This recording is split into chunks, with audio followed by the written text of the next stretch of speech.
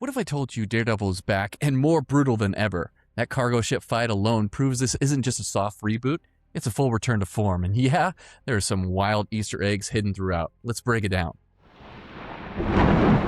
This is the way. This is the way.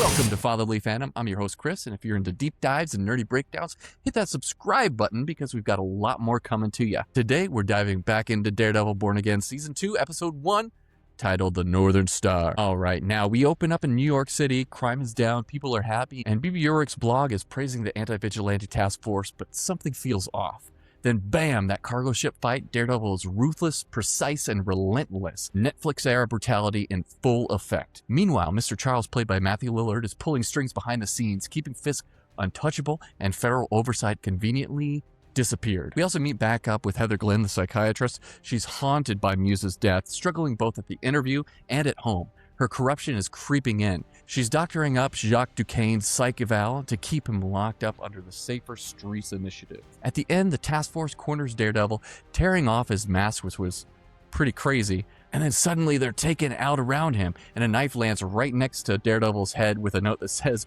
"You're welcome," featuring Bullseye's logo. Daredevil looks up, and that's the end of the episode. Now let's talk about some of the Easter eggs. BB Urich isn't just a blogger, she's tied to Ben Urich, and we even see his photo. His legacy is still shaping the story. When officials confront Fisk, Mr. Charles pushes one to take a call, and it's Miss de Fontaine. That's right, that confirms Valentina Allegra de Fontaine is pulling strings behind the scenes. Matt telling Karen to give her a call, that's actually a nod to Jessica Jones, who's confirmed to come back in this season. Matt references training under a borderline psychotic sensei. Of course, that's Stick. Karen also suggests Metro General, which is where Claire Temple, aka the Night Nurse, used to patch up vigilantes. The question now is, are they setting up her return too? And finally, that knife with Bullseye's logo is a subtle but menacing tease, signaling he's in motion this season. Is he going to team up with Daredevil? Sure seems like it. Alright, for some more theories and my final review. Valentina's involvement shifts the hierarchy. Fisk might not be the big bad of this series. Heather Glenn's unraveling adds to a psychological edge, while the Daredevil Bullseye cliffhanger keeps the tension very high. This episode was brutal, it's fast and intriguing.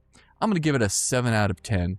And we're just getting started. So there you go, that's my fast breakdown. And if you're looking for a more in-depth review and breakdown, follow us on Not Your Status Quo. We'll be doing a live stream every week to cover this in more detail. It's going to be a lot of fun. And if you enjoyed this breakdown, make sure that you hit that subscribe button because we're covering every episode, diving into all the details, and you're not going to want to miss what's coming up next. And as always, I'll see you next time.